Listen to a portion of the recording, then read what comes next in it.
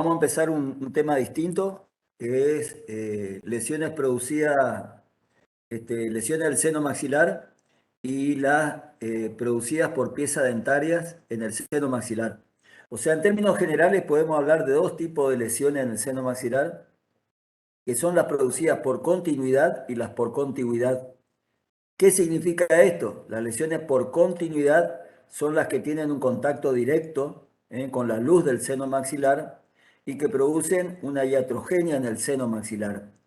Y las lesiones por contigüidad son las que a través de algunas infecciones, por ejemplo lesiones periapicales, pueden a través de las bacterias introducir, generar algún tipo de lesiones dentro del seno maxilar. Entonces son los dos tipos de lesiones que ustedes van a conocer, las lesiones por continuidad, que son aquellas que invaden la luz del seno, por ejemplo, una penetración de una raíz en seno en una maniobra de exodoncia, o la introducción de un implante en seno maxilar en el momento de la instalación, o bien aquellas que son producidas por contigüidad, que son las que normalmente producen las lesiones, por ejemplo, periapicales de las piezas dentarias, lesiones infecciosas, que las bacterias transitan a través del continente de la lámina papirácea del piso del seno maxilar, del ligamento periodontal y de la mucosa del seno maxilar y producen una lesión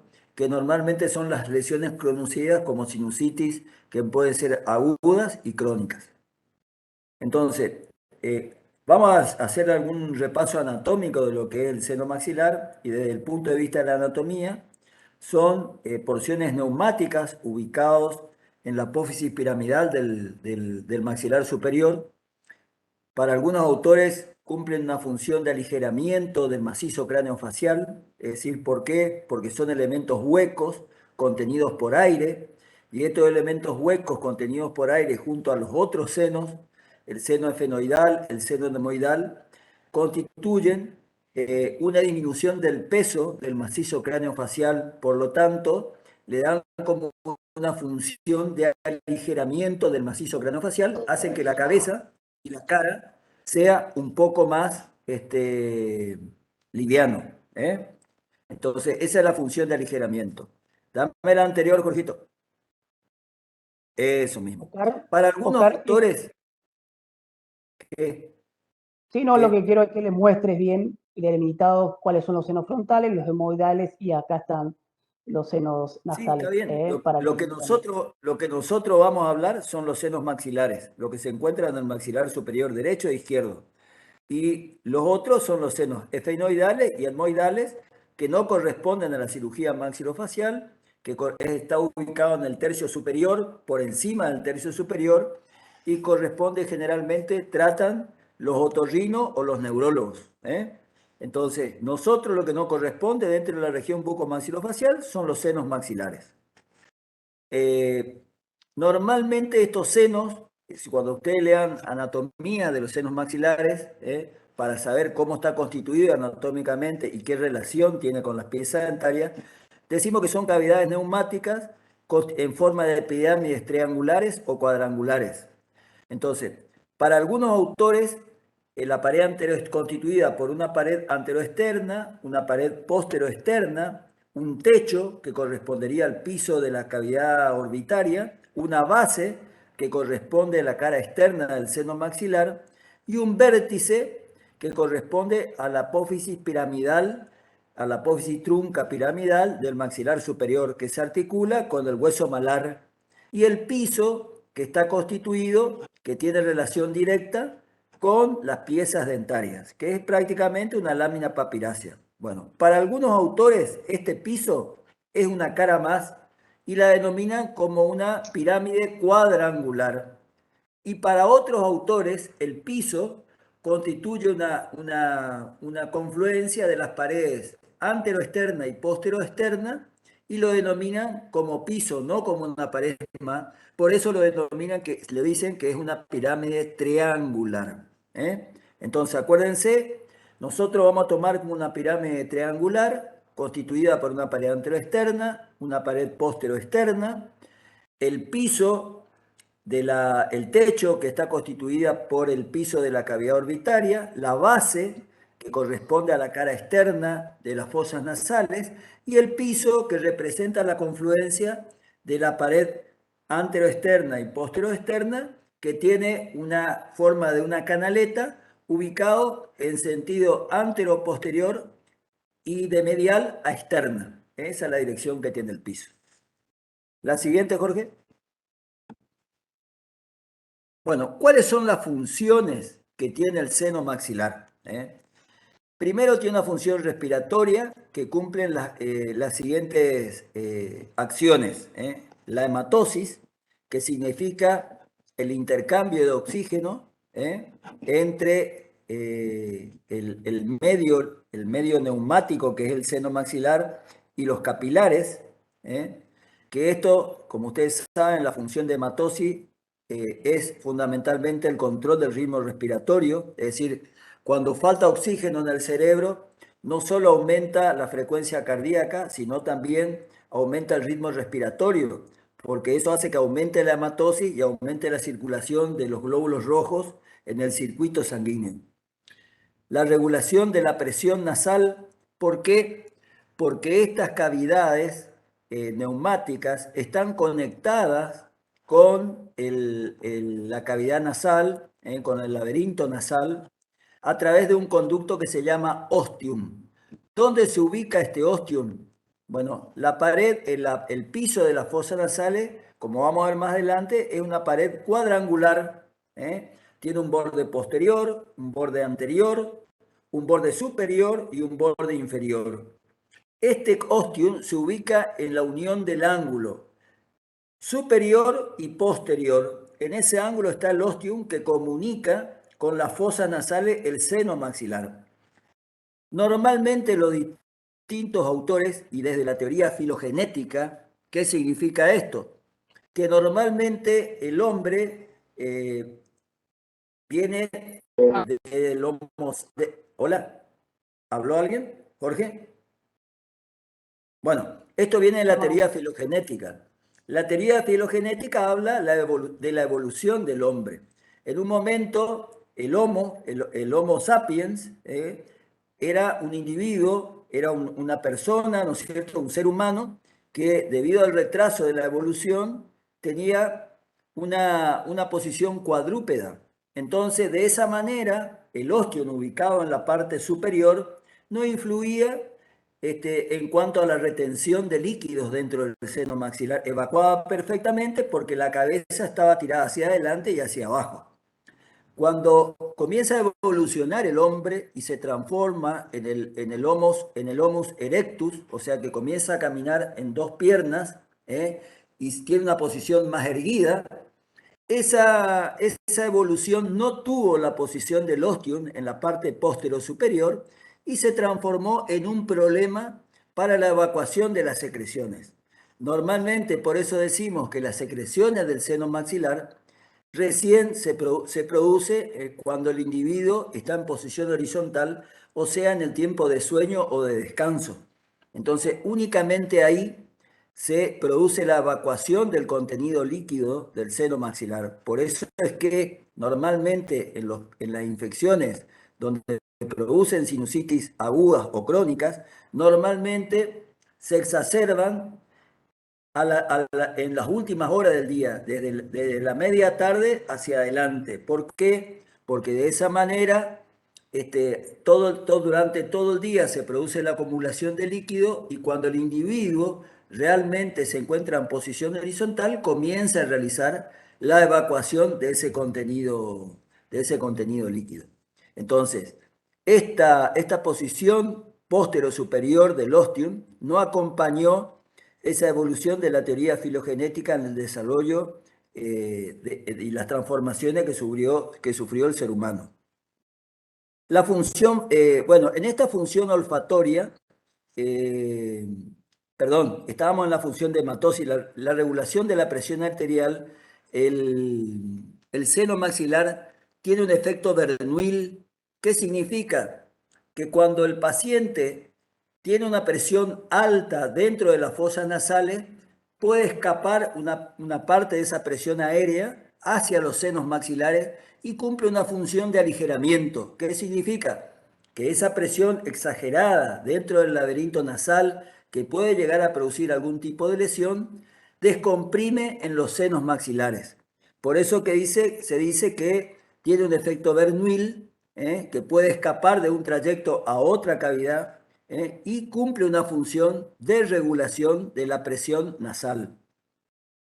Después hablamos del acondicionamiento a expensa de las secreciones mucosas. Entonces, eso es lo que hablábamos hoy, que cuando hay secreciones mucosas, este efecto Bernoulli también puede cumplir una función de aspiración de los senos maxilares o bien, si la presión es excesiva, de aligeramiento. También tiene una función olfatoria, es decir, más allá de las células amarillas que se encuentran en la porción superior del laberinto nasal, que son las responsables reales del olfato, también se cree que el epitelio cilíndrico ciliado con células caliciformes que tapiza el seno maxilar podría tener alguna función también, sobre todo en los animales, de aumentar, hacer más fina esa función olfatoria. La función fonatoria, porque también ayuda a esas cavidades neumáticas laterales al laberinto óseo a cumplir como una función como si fuera una caja de resonancia. Modifica el tono de la voz, pero no sería fundamental. Entonces, muchas veces ustedes pueden observar que algunos individuos que tienen obstrucción nasal, es como que tienen una voz, le decimos voz nasal, cuando en realidad tiene obstruidas las fosas nasales y no hay acústica y únicamente suena como la nariz tapada cuando ustedes hablan. Bueno, por eso se considera que cuando esto funciona perfectamente, no hay obstrucción nasal, tiene una función fonatoria. La función de aligeramiento, que era lo que yo hoy hablaba, estas cavidades neumáticas junto a los otros senos disminuyen el peso del macizo craneofacial, por eso tiene una función de aligeramiento, de disminuir el peso del macizo craneofacial. Y una función aislante. ¿Por qué? Porque la membrana del seno maxilar con la cual está tapizada, que es cilíndrica ciliada con células caliciformes, posee lagos sanguíneos que previenen los cambios bruscos de la temperatura en el aire. ¿Qué significa?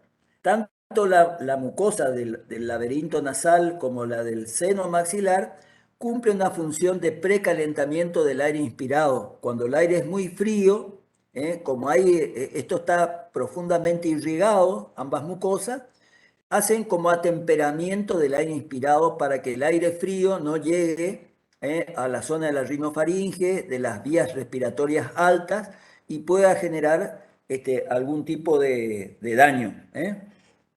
La siguiente, Jorge. Bueno, entonces hoy vamos a repetir lo que hablamos hoy en la introducción de la anatomía. Posee una base relacionada con la cara externa, que conforma la cara externa de las fosas nasales, donde se destacan algunos elementos, los meatos, el meato medio y el meato inferior, que son el meato medio y el meato inferior, que son los espacios que están constituidos entre el cornete superior, el cornete medio y el cornete inferior. Cuando ustedes ven una tomografía en un corte frontal de la porción facial, van a ver que en el laberinto óseo se observan perfectamente los cornetes y los espacios que están entre esos cornetes, entre el superior, el medio y el inferior, son los meatos medios, que están entre el superior y el medio, y el meato inferior, que está entre el cornete medio y el cornete inferior. También pueden observar el ostium, como habíamos hablado hoy, en la porción supero-posterior, y la fontanela de Zurcher-Kandel, que se encuentra en la porción antero-inferior. Esta fontanela de Zurcher-Kandel normalmente es el lugar donde se hacen las contraperturas nasales o los lavajes del seno maxilar. La siguiente, Jorge. Bueno, ¿cómo está constituida la pared anteroexterna del seno maxilar? Es la que normalmente ustedes pueden realizar alguna maniobra de palpación en la cara anterior de la porción facial del paciente.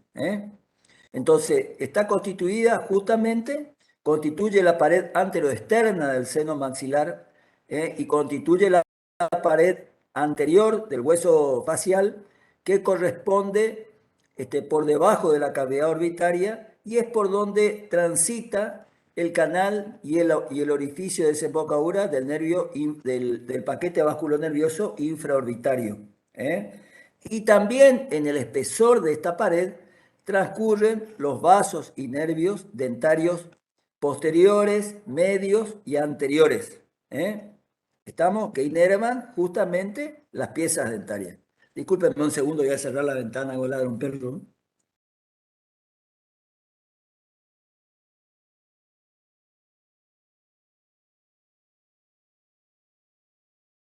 Bien. ¿Seguimos, Jorge? Bien. La pared posterior-externa es la que tiene relación con la fosa pterigomaxilar. La fosa pterigomaxilar es la que ustedes se palpan por debajo del oído y por detrás de la rama montante del maxilar inferior. Bueno, esa parte del cuello es lo que denominamos fosa pterigomaxilar. Bueno, la pared posterior-externa es la que está constituida por debajo de la apófisis piramidal, como pueden ver en el dibujo, y todo lo que está por encima del segundo y el tercer molar hasta casi la línea de la apófisis coronoides. ¿Estamos? Bien, seguimos. Internamente, ¿cómo está constituida? Esto es lo que hablábamos hoy, el techo, que sería el piso de la cavidad orbitaria, el techo pared superior, va a ser el piso donde se encuentra el canal del infraorbitario antes de transformarse en conducto y desembocar en la pared anteroexterna, el vértice, que es la apófisis piramidal del maxilar superior, hacia arriba se encuentra desde medial y hacia la cara externa y se articula con el hueso malar, y dentro de esa base, ustedes tienen en el ángulo supero posterior el ostium, en el anterior inferior la fontanela de Zurkel-Kandel. Entonces, esos son los dos elementos más importantes que ustedes van a encontrar en relación al seno maxilar. La siguiente, Jorge. El piso del seno maxilar, que nosotros lo consideramos como una canaleta conformada por la confluencia de la pared posteroexterna y anteroexterna, es cóncava en sentido antero-posterior, es cóncava en sentido antero-posterior y transversal. Por eso decimos que es la confluencia de dos paredes y no una pared propia para considerarla una pirámide cuadrangular. Recuerden, nosotros por eso coincidimos en que es una pirámide triangular y que el piso es la confluencia de la pared anteroexterna, posteroexterna, es una canaleta de 4 o 5 centímetros de longitud y cóncava en ambos sentidos, transversal y antero-posterior. La siguiente. ¿Cómo está recubierta esta porción interna de la cavidad ósea histológicamente? Por un epitelio cilíndrico, ciliado, pseudoestratificado, con células caliciformes. ¿Qué significa esto? Un epitelio de células cilíndricas con cilias. Ya vamos a ver más adelante cuáles son las funciones de esas cilias. Pseudoestratificado y además la particularidad de que tiene células caliciformes, que son células de secreción mucosa. Es un epitelio que tiene células que secretan mucus y ese mucus trabaja en sintonía con las cilias de ese epitelio pseudoestratificado. Y también tiene la anterior, es el epitelio lo que hablamos, y tiene un tejido conectivo que conformaría la submucosa, mucosa y submucosa, muy escaso con algunas glándulas mucocerosas. La siguiente. Bueno, ¿cuál es la función de esa mucosa sinusal, de esa cilia y de ese mucus que segrega las células caliciformes? El calentamiento del aire inspirado, como habíamos hablado anteriormente, y el humedecimiento, la humidifacción del aire inspirado. Significa que humedece el aire. Y también lo purifica. ¿Por qué? Porque el aire que pasa por el seno maxilar, cualquier partícula extraña que tenga, es atrapado por la mucosidad de las cilias. entonces es como que purifica el aire porque retiene todas las partículas extrañas que pueden haberse incorporado en las maniobras de inspiración del aire. ¿Estamos? La siguiente, Jorge. Bueno,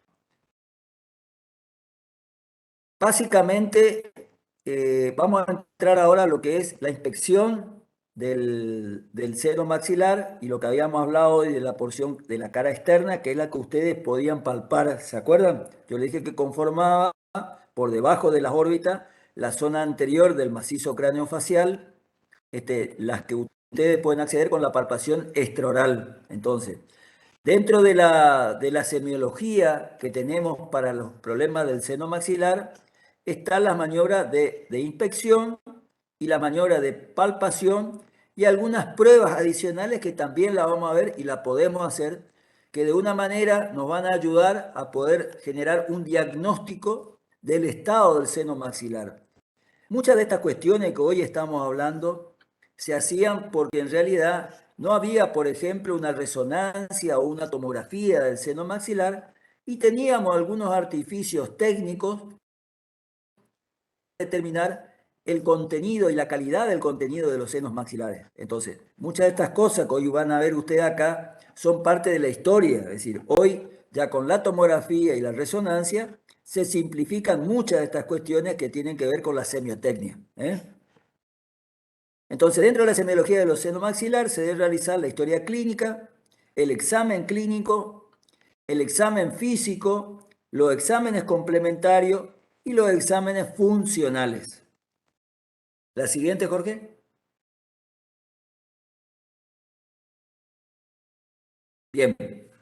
Dentro del examen físico se debe realizar en el siguiente orden: la inspección, la palpación, la rinoscopía anterior, que significa la inspección de la porción anterior de la narina, una maniobra técnica que utilizamos, la transiluminación, el cateterismo, que es la introducción de un catéter en ese ostium que hablábamos hoy, que se encuentra en el meato medio, en la porción póstero superior de la base del seno maxilar, y la punción exploradora, punción sinusal, que le había mencionado también, que se realiza en la fontanela de Zurcher-Kandel, que es una lámina papirácea que conforma el ángulo diedro antero inferior de la base del seno. No solo podemos hacer la punción ahí, sino también los lavajes del seno maxilar y las contraaperturas nasal que van a ver cuando hablemos de tratamiento. La siguiente, Jorge. Bueno, la inspección, normalmente, ¿qué podemos observar en esta inspección? Lo que le había dicho hoy, podemos hacer dos tipos de inspección. Una es la rinoscopía anterior, que es la observación de la narina en su porción más externa, anterior de las fosas nasales, o la rinoscopía posterior, que es justamente cuando vemos la porción posterior de la emergencia del laberinto nasal en la rinofaringe, en las coanas, como se las conoce. Bueno, entonces, para ambas inspecciones hay distintos instrumentos que vamos a necesitar. Normalmente la rinoscopía anterior es factible que la pueda hacer el odontólogo, pero la rinoscopía posterior es un poco más difícil, es un poco más incómodo para el paciente y generalmente la realizan los otorrinolaringólogos. ¿Estamos? Bien, ¿qué vamos a observar? La anterior. ¿Qué vamos a observar? La mucosa bucal, la mucosa bucal, la mucosa de la piel, porque si hay secreciones anteriores, normalmente la piel va a estar irritada o puede tener costra. Entonces tenemos que observar la piel también y las variaciones de la mucosa nasal. Acá dice bucal, pero es mucosa nasal. ¿Estamos? La característica de la mucosa nasal, por eso es la rinoscopía anterior. Y también el tamaño y la forma de los cornetes, que se puede ver el cornete inferior, y del espacio nasal, si no tienen engrosamiento de la mucosa, que pueda generar algún problema en la entrada del aire dentro del laberinto óseo. Generalmente esto se ve en las personas que son alérgicas al polvillo, a los distintos olores, a los cambios de clima. Entonces ven que tiene una rinitis permanente y generalmente esa rinitis es anterior, o sea que la secreción se vuelca hacia adelante. Y esto también se puede advertir en la rinoscopía anterior con un engrosamiento de la mucosa nasal, justamente porque es un proceso, una reacción alérgica que genera un proceso inflamatorio. La siguiente. Bien.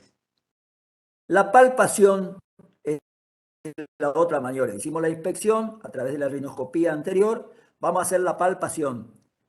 Esta es la palpación bucal, pero la palpación que nosotros vamos a hacer es extraoral. Volvemos a la diapositiva anterior donde está Jorge. Vecchio. La anterior, la anterior, la anterior, anterior, anterior, anterior. La inspección, la palpación, bueno, pero no es la palpación intraoral, Jorgito.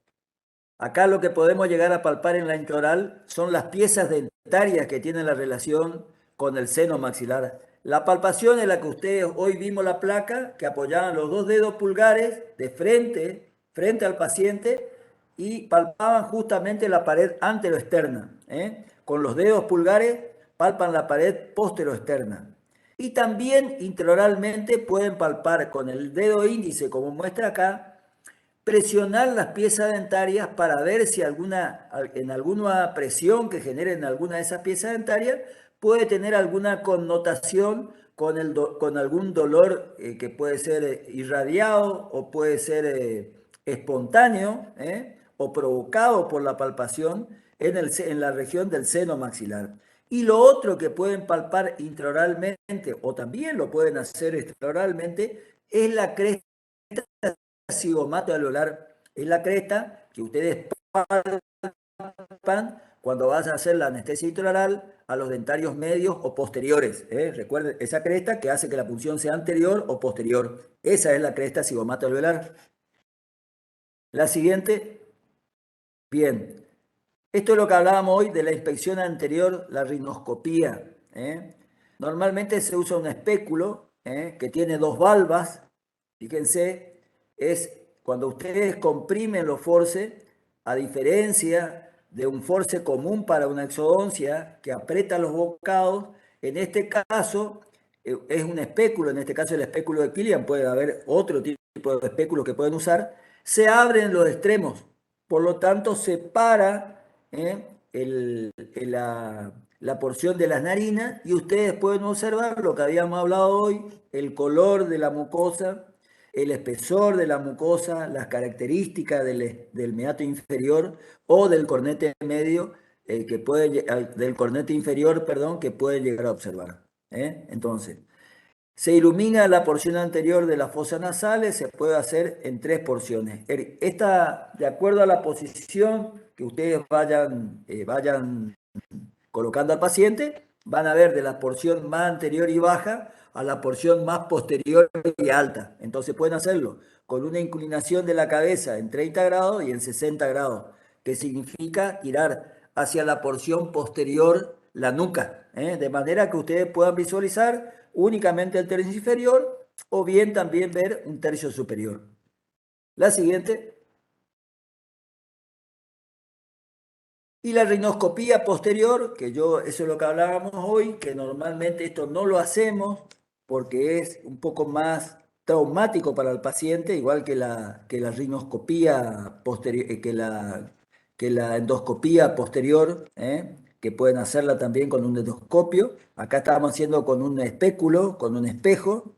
Esta es la rinoscopía posterior, donde vamos a observar las coanas, que es la porción de la rinofaringe, y ver exactamente las mismas características que en el sector anterior. Entonces lo que van a ver es un espejo donde van a ver reflejado todo en forma indirecta y donde pueden ver las coanas y el K1.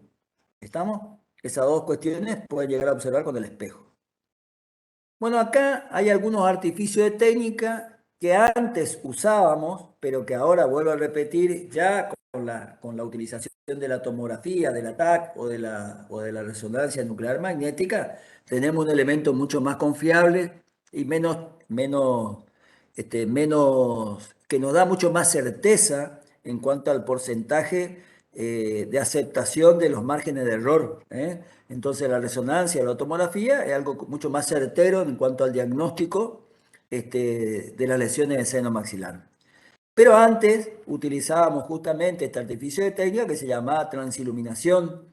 Inclusive cuando salieron las primeras lámparas para, para fraguado de los materiales adhesivos, también traían algunas de esas lámparas la función de transiluminación. O sea, tenía una luz azul que producía el mecanismo físico de fraguado de los materiales y por otro lado, con otro color de luz, una luz blanca, podíamos hacer esto que era la transiluminación o como también otros autores la enuncian, la diafanoscopía, que significa ver un haz de luz que pasa por una serie de componentes óseos y de tejido blando y que se refleja en otras cavidades. Muchas veces la puede observar el operador o le puede transmitir el paciente que encuentra que puede observar a través de la pupila con los ojos cerrados que hay una luz que ilumina por dentro de la cavidad orbitaria. Por eso es la diafanoscopía. Se usa una lámpara, la anterior, hermano, espera que termine. Eso. Se usa una lámpara con una cámara oscura. En una cámara oscura, ¿qué significa? El paciente está en un ambiente a oscuras. No es una cámara oscura especial, sino que no hay luces. La única luz es la que va a estar dentro de la boca. La lámpara queda en la boca y por el paso de la luz da algunas imágenes, que es lo que yo le había dicho hoy, que pueden ser observadas por el operador o por el paciente.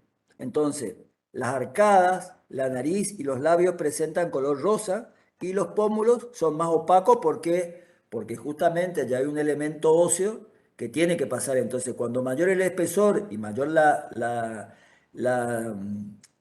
condensación de esos elementos, por ejemplo, en la trabécula del hueso, mayor dificultad para pasar. Entonces va cambiando los tonos. La siguiente, Jorge. Bueno, y esto es lo que también se puede observar, lo que habíamos hablado hoy, que son algunos signos. El signo de Hering, que es la semiluna infraorbitaria, que eso lo puede observar el operador, siempre en una cámara oscura, con la lámpara dentro de la boca, el paciente con la boca cerrada, con los labios, no incluidos, porque si no, no puede estar la luz adentro. El signo de Garel-Bourgier, que el paciente cierra los ojos y observa una transparencia, que es lo que yo le había dicho hoy, eso lo advierte exclusivamente el paciente. Él con los ojos cerrados observa una iluminación. Y el signo de Bolle-Davidson, que es la iluminación de la pupila con reflejo de ojo. ¿Estamos? Entonces eso también es un signo que le va a dar el paciente. Las alteraciones de estos signos indican la presencia de patología, supuestamente. Ahora, ¿qué diferencia hay entre este tipo de artificios técnicos, de desarrollos técnicos que teníamos para hacer un diagnóstico?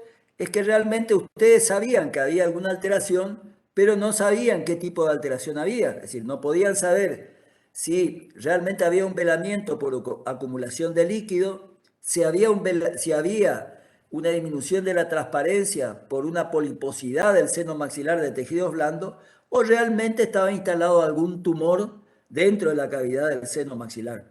Por eso le decía hoy que esto no da una certeza absoluta. Lo único que nos está diciendo es que no se observan los signos que normalmente deberían observarse en un paciente con un seno maxilar sano y con los espesores normales tanto de tejido óseo como de mucosa. Únicamente eso nos está diciendo. Ahora, ¿qué es lo que está pasando dentro del seno maxilar? No se podía saber. Había que hacer una cirugía exploratoria para ver de qué se trataba. ¿Estamos? Esa es la diferencia que hay entre estos signos, este artificio de técnico, la transiluminación y la diafanoscopía, y lo que hoy nos da la certeza del diagnóstico a través de una tomografía axial computada o una resonancia nuclear magnética. La siguiente, perdón. El cateterismo. El cateterismo normalmente la hace el otorrino, porque en realidad no hace un cateterismo. El cateterismo es la introducción de una sonda para favorecer el drenaje. Si existe algún tipo de taponamiento de ese conducto del ostium, este, se hace el cateterismo, pero en realidad el cateterismo no nos va a solucionar exclusivamente eso, no nos va a aportar nada más. En cambio, el otorrino hoy lo que hace es la rinoscopía anterior. Pueden colocar con un endoscopio dentro del laberinto óseo, puede entrar dentro del ostium, dirigirse al seno maxilar y observar por dentro las características de ese seno maxilar. Por eso es muy normal que en estas cuestiones la realice no el cirujano bucomaxilofacial, sino el otorrino. Entonces, si hacen exclusivamente un cateterismo, ¿qué favorece? El drenaje, la remoción de alguna obstrucción que pueda haber dentro del conducto del ostium, o si ustedes quieren hacer algún lavaje y posteriormente alguna aspiración a través del catéter. Nada más que para eso. La siguiente, Jorge. La punción exploradora, punción sinusal, esa la pueden hacer a través de justamente la fontanela de Zuckerkander, que es ese ángulo diedro en la porción anterinferior del piso, de la base del seno maxilar, la cara externa de las fosas nasales, que se realiza por 3 vías, la transmeática, si lo quieren hacer a través del meato inferior, de la fosa canina, lo pueden hacer también, pero no tiene sentido porque ya tiene un espesor mayor, o del reborde alveolar en el caso, por eso, en el caso de que ustedes tengan alguna patología que ya tiene reabsorbido el reborde alveolar y que involucra la movilidad de la pieza dentaria. Entonces, en esos casos sí pueden abordar, pero normalmente si el seno maxilar es sano, la vía elegida es la transmeática, en esa fontanela de Zuckerkander en el meato inferior. La siguiente, Jorge.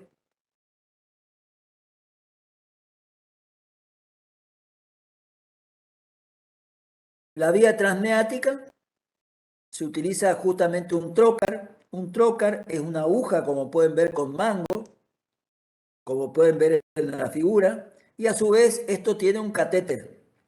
O sea, se coloca el catéter, se carga el catéter en la aguja, se hace la punción, se retira el mango con la aguja y queda el catéter puesto en el meato inferior hacia la luz del seno.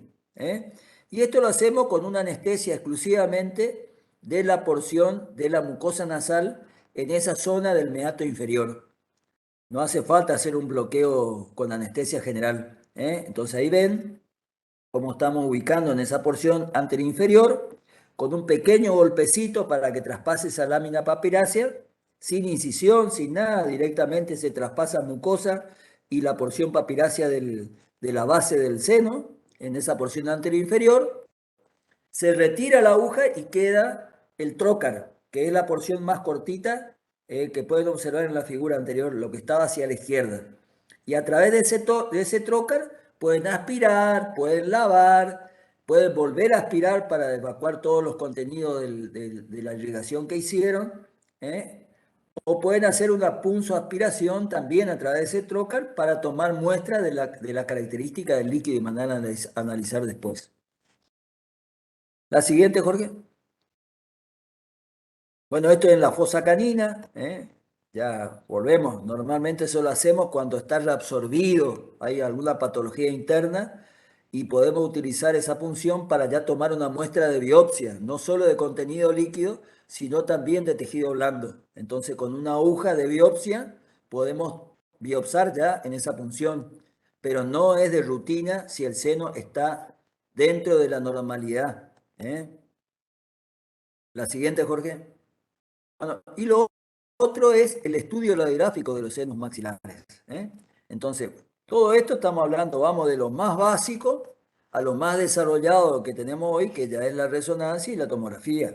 Pero bueno, ustedes tienen que saber, porque en algún momento pueden ir a trabajar algún lugar donde no haya ni tomógrafo ni resonador, y con una simple radiografía pueden ver si el seno está velado o no. Entonces, ¿qué nos permite evaluar la radiografía? Normalmente la radiografía que utilizamos para el seno maxilar es la mento-nasoplaca. ¿Estamos? Mento-nasoplaca. Esa es la radiografía extraoral que utilizamos para el seno maxilar. ¿Y qué nos permite evaluar? La anatomía de los senos maxilares, es decir, si está constituida todas las paredes del seno, si no hay ninguna reabsorción en esas paredes, la relación que tiene el piso del seno con las piezas dentarias, si no hay reabsorción, alguna lesión apical que tenga relación con el seno maxilar, su relación con los elementos anatómicos, con las fosas nasales, con la cavidad orbitaria, con las piezas dentarias, alteración de la mucosa por engrosamiento. Esto nos permite ver porque va a cambiar la tonalidad de la transparencia del espacio del seno, del espacio aéreo del seno maxilar, es decir, van a ver un seno no tan oscuro. Si es totalmente oscuro, o sea, radiolúcido, es porque el seno está normal, y si se hace radiopaco es porque comienza a haber o secreción o están aumentados los espesores de la mucosa. O bien pueden observar la presencia de cuerpo extraño en el seno maxilar, o una pieza dentaria que haya sido impulsado, o un resto radicular, o bien un implante. Y en algunas situaciones también pueden ver algún tornillo de traumatología en el caso de que el paciente haya sufrido alguna fractura del tercio medio. La siguiente. Las radiografías pueden ser usadas, son la mento-nasoplaca, el paciente apoya la nariz y el mentón en el chasis de la película, y la incidencia puede ser perpendicular al chasis a 17 o 21 grados, que se observa el seno maxilar, pero es secundario para los demás senos paranasales. ¿Qué significa? Por eso le dije, es exclusivamente para el seno maxilar. Si ustedes quieren ver los senos esfenoidales o etmoidales, tienen que hacer la frontonasoplaca. ¿Estamos? Para los senos esfenoidales o etmoidales, tienen que usar la frontonasoplaca. Para los senos maxilares, la mento-nasoplaca. La placa va acá y para la otra la placa va acá arriba. La radiografía, en la frontonasoplaca se observa la apófisis mastoide, el arco occipital, los demás senos, los paranasales, no así el maxilar. O sea, van a ver toda la circunferencia, como están viendo en la radiografía,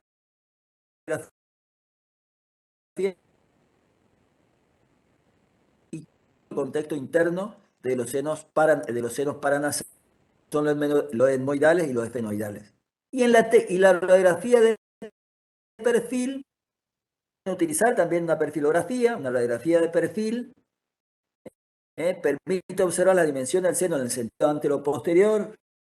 Recuerden que las radiografías tienen ese inconveniente, son bidimensionales de un espacio que es tridimensional. Por eso pueden utilizar también una técnica de perfil que permite ver la dimensión del seno, complementando una de frente y otra de perfil para ver en los dos sentidos, en los tres sentidos del plano del espacio. La siguiente. También pueden utilizar otra radiografía que es el método de Hirt, o submentoplaca, colocando la placa por debajo de la mandíbula y haciendo una placa superior. Entonces, colocan la placa en la cabeza erguida, en hiperextensión del sujeto, se acuesta en la camilla, el decúbito dorsal, coincidiendo el ángulo goníaco con el vértex, y se puede colocar la película en la porción inferior y la imagen es de proyección anteroinferior. Esta es una placa que se utilizaba antes como algún artificio para poder observar generalmente alguna cuestión que en las radiografías, en los planos anteriores, este sería un plano basal. Ustedes tenían un plano anterior, un plano posterior, anteroposterior, como era la de perfil, y este sería el otro plano del espacio, que es el plano basal. Entonces, para ver este plano basal, utilizan este método, que es el método de Hirt o submentoplaca. Bien, También tenemos hoy en día ya la tomografía axial computada que nos permite detectar con detalle la presencia de tumores o de cualquier otro elemento o las características anatómicas del seno maxilar, siempre con respecto al tejido duro, y con algunos tomógrafos, de acuerdo a la densidad del contenido, se puede determinar qué tipo de contenido es, si es sólido, si es líquido, si es semilíquido. Y el otro elemento que pueden utilizar también es la panorámica, pero acuérdense, realmente ya hay superposiciones de imágenes y no es una indicación precisa, una panorámica para poder realizar un diagnóstico radiográfico, valga la redundancia, del seno maxilar. Entonces, si van a utilizar radiografía, conviene que sea el lamento naso, la de perfil o la basal. Si son las tres, mejor aún. Y después tenemos las técnicas intraorales, que son las radiografías oclusales o las periapicales, la anterior, o las periapicales.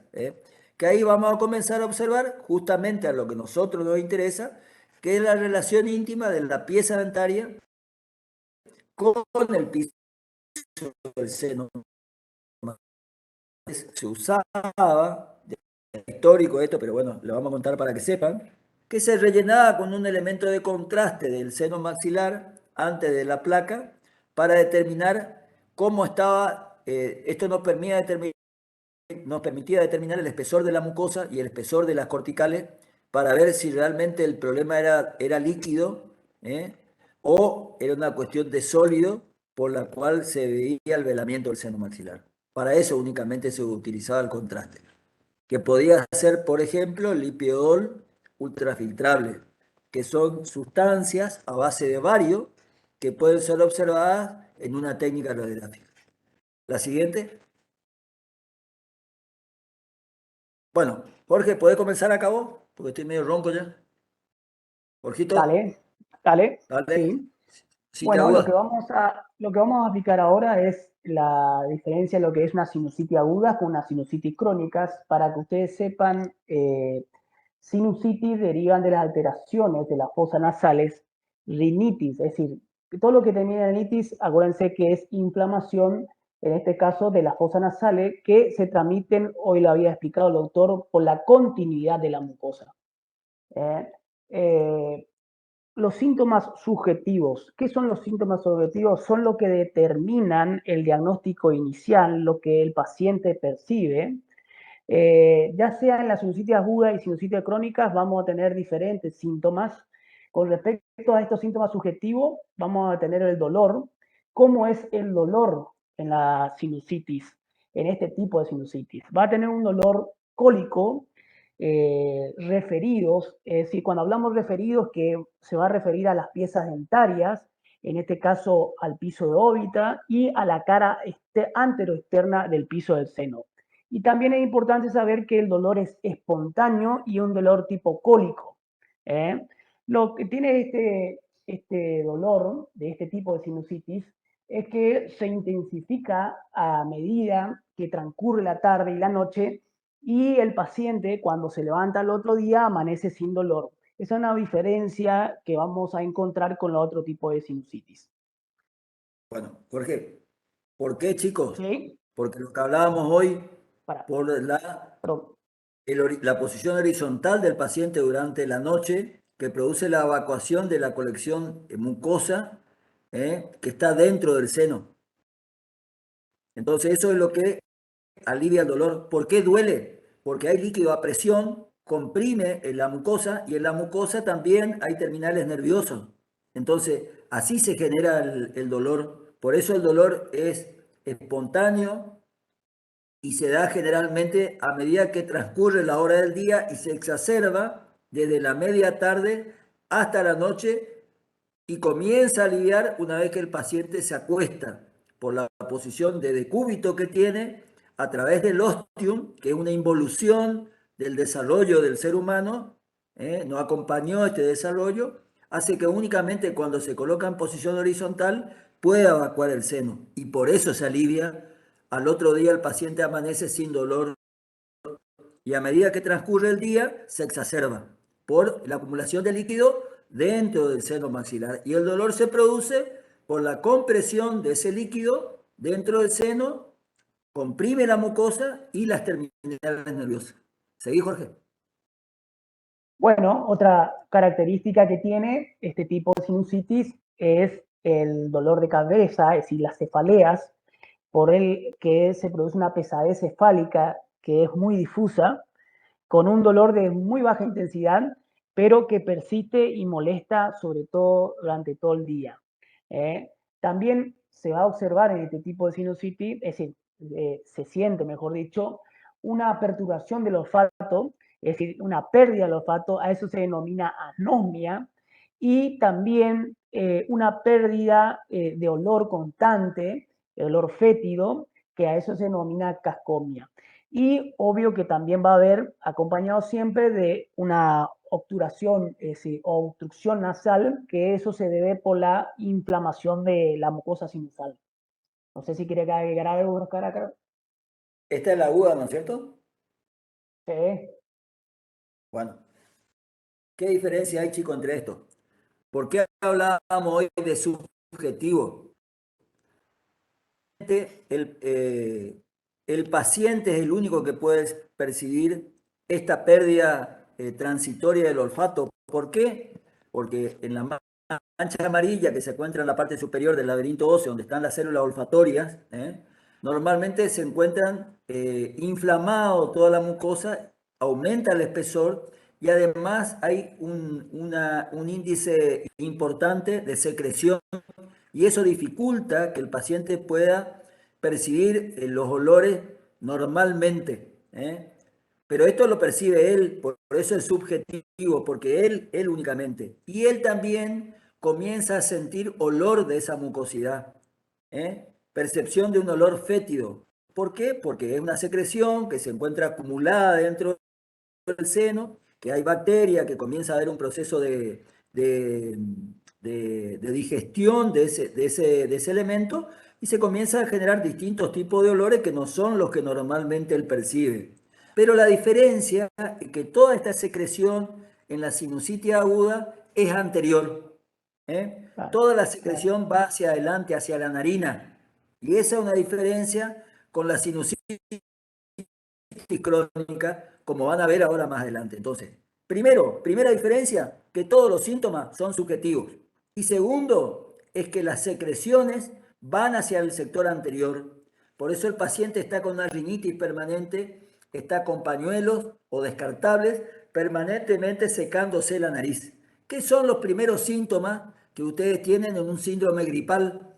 Fíjense que primero la secreción es anterior, se tapa la nariz, comienzan con el pañuelo, el pañuelo, el pañuelo, hasta que después, a las 48, 72 horas, comienzan con la parte de catarro en el sector posterior de las vías superiores, de las vías respiratorias altas. Bueno, la sinusitis es igual, en la sinusitis aguda, sector anterior, y cuando comencemos a hablar de la sinusitis crónica, se va hacia el sector posterior.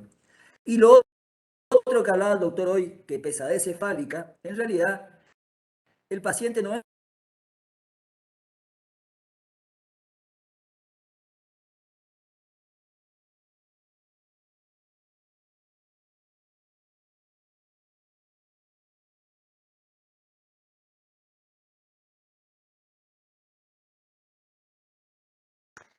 maxilares con líquido. Entonces, cuando él hace este movimiento, él nota como que hay algo que está anormal, que lo denominamos como pesadez cefálica. ¿Estamos? A eso se refiere. La siguiente, Jorge. Bueno, también otros síntomas que refiere el paciente es la intolerancia anormal a la luz. Eso se denomina fotofobia, sobre todo cuando sale, el sol lo altera. Tiene una tos y dolor faríngeo. Hay un dolor en el oído acompañado de zumbido, a eso se llama otalgia, que es el dolor del oído. Percepción de ruidos sin que sean de una fuente externa, eso se denomina acúfenos. Bueno, eso es lo que estábamos hablando, son los síntomas subjetivos. Después tenemos los síntomas objetivos, donde nosotros nos vamos a valorar de la inspección y de la palpación. La Jorge, inspección ¿cómo se vendría llama a el conducto? ser, sí, Jorge, ¿cómo se llama el sí, conducto que comunica? Ay, se me fue, recién tenía en la punta de la lengua, que comunica con la rinofaringe del oído. no me acuerdo, está en el oído Bueno, medio, sí, ahora sí, me voy a acordar, espere, espere, que me voy a acordar sí, ahora. Eso se obstruye. Como parte de la congestión, se obstruye el conducto que comunica, el conducto auditivo, justamente con la rinofaringe. Y por eso se tapona, automáticamente eso genera una presión negativa y normalmente cuando ustedes se tocan la cara o se tocan el lóbulo de la oreja o el pabellón de la oreja, sienten como que realmente hay un tambor y eso es obstrucción del conducto que comunica el oído medio con la rinofaringe, justamente por la obstrucción de los fluidos. ¿Eh? ¿Estamos? Ahora ya le digo el bien, conducto. bien, bien. Bueno, siguiendo con los síntomas objetivos, eso se va a valer de la inspección y de la palpación, donde la inspección vemos una inflamación del vestíbulo y cuando realizamos la palpación se presenta en todos los casos un dolor vivo, aunque en la pared posterotena se encuentra un poquito más atenuado. Como están viendo ahí en la figura, fíjense cómo se está haciendo la palpación con el índice y el pulgar. ¿Tá? Los síntomas generales, bueno, los síntomas generales que va a presentar este tipo de pacientes son insomnio, no va a poder dormir en toda la noche. ¿Por qué? Porque tiene una depresión que le lleva a un malestar general, y lo que le va a llevar a una torpeza intelectual, ¿no es cierto? Esos son todos los síntomas generales que va a presentar el paciente que presenta este tipo de sinusitis. Bueno, con respecto al Trompa de Eustaquio, diagnóstico, trompa de Eustaquio, sí, trompa de Eustaquio. Ahí está. dale, Chicos, el conducto es la trompa de Eustaquio. La trompa de Eustaquio es lo que comunica el oído medio con la rinofaringe. Entonces, eso se obstruye y es lo que produce generalmente los acúfenos, que significa que es lo que normalmente le pasa, por ejemplo, cuando ustedes suben a un avión a alta altura y no presuriza bien la cabina. Se le comienza a obstruir la trompa de Eustaquio. Bueno, lo mismo pasa en la sinusitis. Exactamente igual, nada más que en este caso no es por un cambio de presión y una descompresión, sino por la presencia de fluidos que obstruye esa trompa de Eustaquio. ¿Se entendió? sí, ¿Listo? bien. ¿Ok? Dale, Bien, Jorgito. acá yo le puse los Seguimos. diagnósticos que anteriormente se hacían con la evaluación de los síntomas, que si se podía hacer Jorge, a través de la... lo que Sí, le, decime. perdón, lo que le dijiste anteriormente es la crónica. Sí, sí, sí, Bueno, sí, seguimos hablando. chicos, bueno, la diferencia con la aguda es que toda la colección en la crónica va hacia el sector posterior. Por eso el que el paciente tose, comienza a tragar mucosidad, Oscar, hola. O- se- ¿no te escuché? Quedamos, no, estamos hablando todavía de los síntomas generales de la aguda. Ahora ya viene Bueno, terminamos esto y ya perfecto, viene la dale. parte de la crónica, ¿está? Bueno, dale, dale. Bueno, Justo yo estaba mirando, sí, está bien, dale, seguí nomás. dale, dale, quédate tranquilo. Dale. Bueno, con respecto a estos, siguiendo con las sinusitis agudas, eh, podemos hacer un examen radiográfico. Hoy le hablaba al doctor que una de las radiografías más importantes para este caso sería una mentonasoplaca, eh, donde se puede visualizar si el seno está velado totalmente o parcialmente. Fíjense, acá yo le puse una foto donde vemos a ver el seno maxilar del lado derecho, acuérdense que le está mirando al paciente en este caso, vamos a ver un velamiento parcial del seno maxilar. ¿Está? Eso más o menos es lo que estaba hablando hoy el doctor con respecto a la mentonasoplaca. Eh, Diagnóstico diferencial. ¿eh? Hoy cuando hablábamos con respecto a los síntomas, lo podés diferenciar con algunos tipos de neuralgias, con un dolor de una inflamación de la pulpa dental. Con respecto también se lo puede diagnosticar diferencialmente con la rinorrea, que esa es la segregación o posterior expulsión abundante de líquido por las fosas nasales, que se forma en la mucosa nasal y en las paranasales. Tienen que tener en cuenta que esto más o menos evoluciona o se trata o se cura entre los 10 o 12 días aproximadamente, capaz un poquito más, y es de pronóstico muy favorable la sinusitis aguda con respecto a lo que es la crónica. ¿Tá? ¿Ahí querés agregar algo con respecto a las diferencias o diagnósticos Bueno, que diferenciales esto se, de la sinusitis aguda? por eso, a ver, esto se evoluciona entre 10 o 12 días, pero necesita un tratamiento medicamentoso, chicos, ¿eh? No es que se cura por sí Sí, solo, porque es bastante molesta. O sea, ustedes tienen un tratamiento que es no solo a base de antibiótico, sino también está de... ok, soy. Por eso, más Está adelante ok ya más van a ver, adelante. no es que el remita aparece sola, se tienen que bancar 10 o 12 días y desaparece, ¿no? Esto lleva todo un tratamiento porque es justamente una de las sinusitis que es reversible, ¿eh? Siempre y cuando, como vamos a ver ahora, el agente etiológico sea un factor que no sea irreversible, ¿eh? Ya vamos a ver más adelante eso. Seguimos más, Jorge. Ahí está el tratamiento.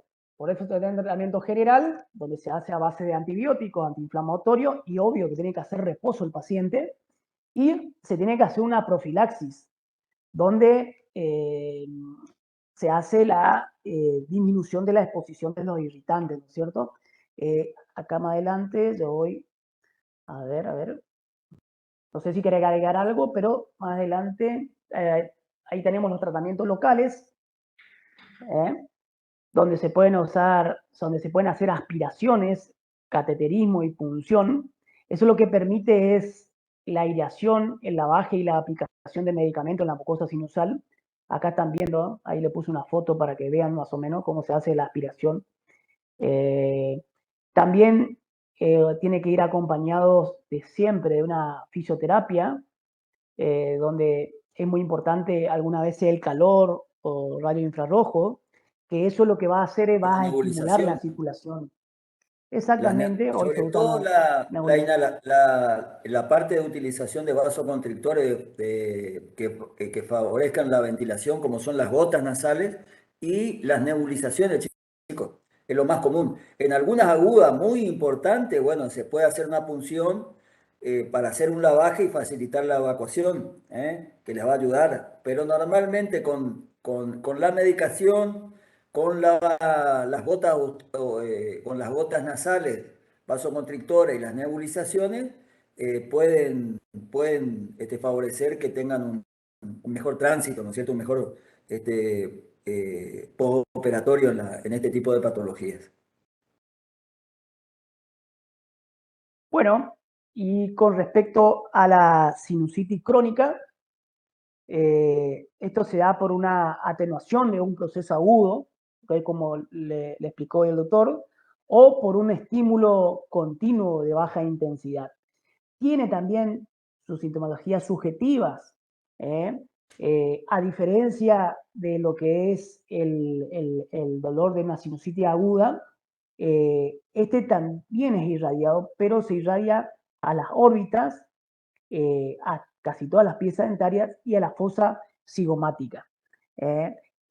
Calma con analgésico suave, pero es de carácter nocturno, pero no cólico, es decir, salvo que se reagudice y se transforma en algo más Algo crónico, ¿no es agudo, cierto? Exactamente, algo agudo. claro. Es decir, es menos intenso el dolor de periodo más corto y calma con Mucho más analgésico corto. suave. O sea que la aguda, Sí, sí. acuérdense que era un dolor intenso, irradiado, cólico y que no calmaba totalmente con analgésico. Había que tomar una cantidad considerable de analgésico de alto poder farmacológico para que realmente remita y normalmente remitía en la posición de horizontal cuando se produce la evacuación de los contenidos. Esa es la diferencia con la crónica. Sí. Otra diferencia es la cefalea. Acá el dolor de cabeza es de mayor intermitencia y se ve con analgésico suave. Hoy, cuando hablábamos de la sinusitis aguda, no se guía con analgésico suave, sino con analgésico de mucho más intensidad, ¿no es cierto? Y lo que tiene más permanencia el dolor dolor de cabeza o cefalea, en este caso en la sinusitis crónica. Con respecto a las alteraciones del olfato, es más frecuente que las sinusitis agudas. También hay obstrucción nasal y una característica muy importante es que acá la tos es muy frecuente, de mayor intensidad y lo que tiene es que persiste por varios días, tiene una permanencia muy irritante que es muy característico de la sinusitis crónica. ¿Por qué? Porque ya esta mucosidad comienza a ir al sector posterior. Entonces, cuando ustedes hacen Exactamente. en la aguda la inspección y la rinoscopía, van a observar todos estos signos en la porción anterior y cuando van a la crónica, todos los signos de la inspección lo van a ver en el sector posterior, en las coanas. Y toda la secreción en las agudas va hacia el sector anterior y toda la secreción en las crónicas va hacia el sector posterior. Por eso es que también ya tienen que la alteración del olfato es mucho más frecuente en la crónica que en la aguda, porque ya todo pasa hacia el sector posterior, donde se encuentra la mancha amarilla de las células olfatorias en el sector posterior superior del laberinto nasal, y esto permanentemente está pisado con secreciones. Por eso van a encontrar mayor alteración del olfato y mayor obstrucción nasal. Y otra cuestión es que acá ya no solo algunos síntomas, ¿tenés más los síntomas objetivos? ¿Tenés, Jorge, más adelante? Sí, Bueno, ahí ahí tenés. van a ver ahora los síntomas objetivos, que ya no solo lo que es cacosmia y lo que es anosmia, ya no solo lo ve el paciente, sino también lo puede observar el que hace la inspección. ¿Seguí, Jorge? Claro. Bueno, con respecto a los síntomas objetivos, eh, a la infección hay una secreción mucopurulenta, eh, igual que la sinusitis aguda, pero acá es en menor cantidad. ¿eh? Y a la palpación lo que van a encontrar es que va a haber un dolor ligero, es decir, un poquito exagerado, con respecto a lo que es la sinusitis aguda. Bueno, los síntomas generales, muy parecidos a lo que teníamos en las sinusitis agudas, donde acá hay intoxicación, ¿eh? Hay mucha fatiga, pérdida de concentración y bueno, y los vértigos que también se dan en este tipo de sinusitis crónica, ¿no?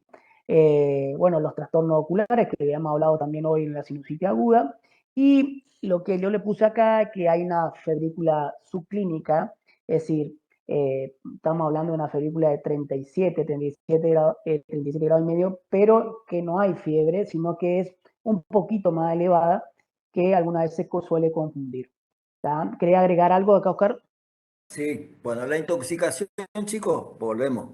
En la Sí, crónica, todo este tipo de colección ya deja de ser más mucosa y filante y pasa a ser mucopurulenta, que significa que ya hay una contaminación bacteriana.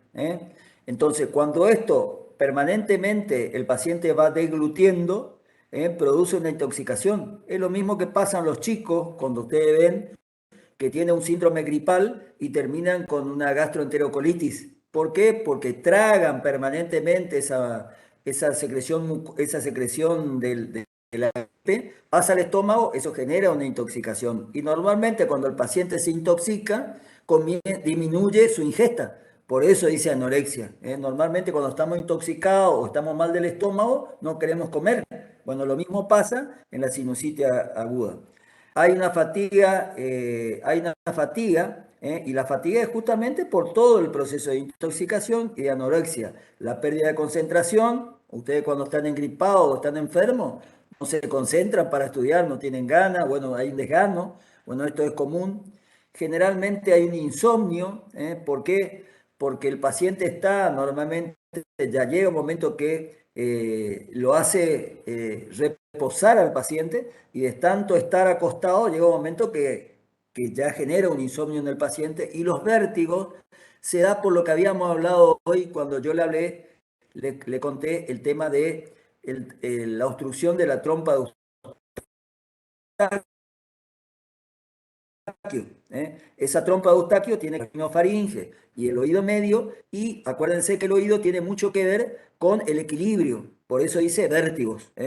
Y también trastornos oculares porque ya se encuentra en un proceso de inflamación de inflamación el paciente, todo el sector, también se inflama la conjuntiva y esto es lo que genera algún aumento de la secreción lacrimal y hace que el paciente tenga muchas veces hasta una visión como nublada, parece, que es común también en los síndromes gripales. Muchas veces cuando ustedes están muy engripados, fíjense que tiene exceso de secreción lacrimal y eso le genera como una visión borrosa, pero es por el aumento de la secreción. Y la febrícula subclínica es porque ya hay un proceso de infección que si bien no pasa a torrente sanguíneo, está instalado en el individuo y genera un principio de aumento de la temperatura como uno de los fusibles que determina que hay un proceso de inflamación por una cuestión de infección. Seguimos, Jorge. Bueno, con respecto a los diagnósticos, eh, acá lo que le puse para que entiendan que se hace radiografía en dos planos, ayudados con líquido de contraste, eso se hacía antes, pero para que vean, acá en la radiografía, donde se ve una separación la cortical de más de 2 milímetros. Y fíjense acá, en este caso, el seno maxilar del lado izquierdo, donde hay un velamiento marcado del seno, ahí lo marqué con la flecha. ¿Tá? Velamiento le decimos cuando está borrado esa imagen oscura que tiene el seno como se ve en el lado izquierdo.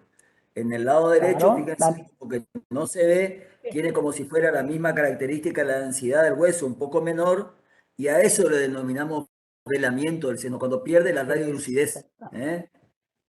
Ahí. Bien. Bueno, el diagnóstico diferencial se hace con las sinusitis agudas. Acá hay una rinitis mucopurulenta. Se puede hacer también un diagnóstico diferencial con el mucocele del seno, con los quistes radiculares, quistes apicales. Y le puse algunas lesiones blastomatosas, benignas o malignas. Y bueno, y el pronóstico es favorable, aún más que se realice un tratamiento radical. Chicos, Pero casi siempre se hace con respecto a la diagnóstico diferencial con la sinusitis aguda. Sí. sí, lo que yo, acá cuando habla de diagnóstico diferencial, no es en cuanto a la sintomatología, estamos hablando de la imagen, del velamiento que puede producir. Entonces, esta patología que nombra el doctor puede llegar a producir un velamiento del seno, pero en cuanto a la sintomatología no es la misma de una sinusitis aguda. O sea, estamos hablando del diagnóstico diferencial imagenológico. ¿Estamos?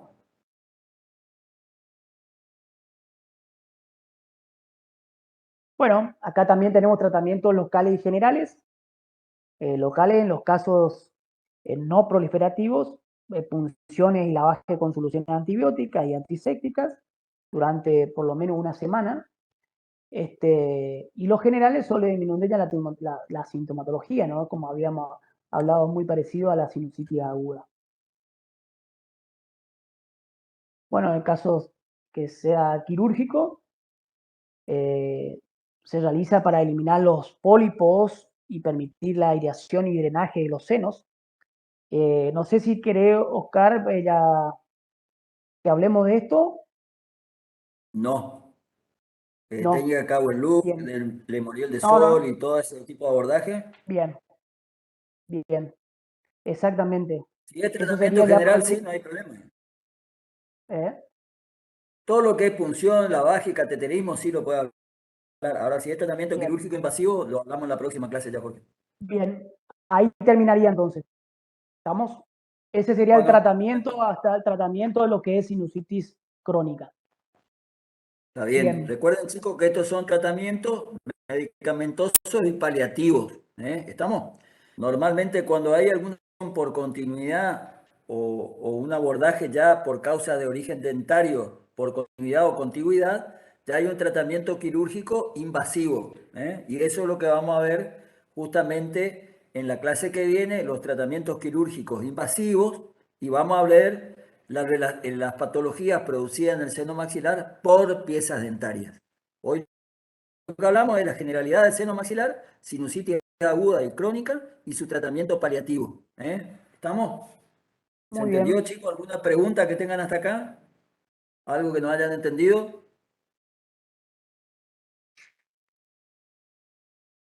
Hola, ¿hay alguien? Sí, doctor, se entendió bien. Muy Perfecto. bien. ¿Tienen ninguna Buenas duda, alguna noches. consulta que quieren hacer? ¿No? Sí, Parece doctor, que yo no. tengo una consulta. ¿Sí? ¿Cuál puede ser la causa de una sinusitis? Los agentes etiológicos, ¿te referís vos? Claro, Eh, la etiología de la sinusitis, Jorge. Tenemos adelante las vías de infección. Las vías de infección Sí. pueden ser aéreas, a través de la mucosa nasal, pueden ser oculares, pueden ser hemáticas o pueden ser justamente dentarias. ¿eh? Las más comunes son las producidas por síndromes gripales, y luego le siguen las dentarias. Y posteriormente las hemáticas, o sea, por una septicemia, y por último las de origen ocular, o sea, las infecciones oculares que se transmiten por cuidar con el techo, con el seno maxilar. Esas son las vías las vías etiológicas de la producción de la sinusitis maxilar. Ese es el ¿Se tema que entendió? viene más adelante, Está bien. que lo vamos a ver el Pero lunes. esas son las vías etiológicas de contaminación del seno. Ujú. ¿Alguna otra pregunta, chicos?